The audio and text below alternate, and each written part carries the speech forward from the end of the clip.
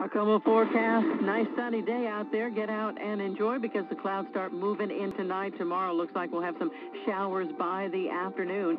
Right now, 68 degrees at the SeaTac area, 67 in Renton, and in Tacoma. Today there was a dress rehearsal. Here's ABC's Vic Ratner.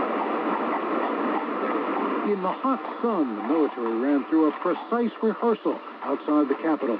The horse-drawn caisson, the military band, the 21-gun salute. You could sit in your living room and open your laptop, and there would be wireless broadband communication. That's what we're talking about. We have offered to make the most minimal check to assist them in keeping that promise, and just basically check for warrants and sex offenders, and not delve any further into somebody's background, but they've declined our offer to do that. Sex offenders. 10 inches. Wow. For the Olympic Games, isn't it?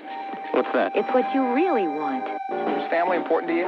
Well, I've got a lot all over. Who else will give you that option? I can get my prescriptions, I can get canned goods, and I can get cosmetics and go home happy. 3-car lifestyles jammed into 2-car garages. You're stuck. Where anything can be had for a price. To get mugged these days, all you have to do is open the mailbox, the phone, the internet. Criminals are finding creative ways into people's homes these days, including identity theft, including identity theft, including identity theft, including identity theft.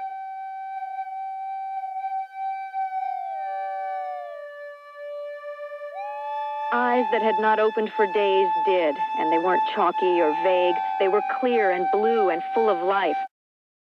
Another day of trading over on Wall Street. Let's get our first look at the close now with our money editor, Brian Gregory. Well, Wall Street made it 3 in a row today in spite of some comments from the Fed Chairman Alan Greenspan about rising interest rates. The Dow Jones Industrial Average up 41.5 to close at 10,432.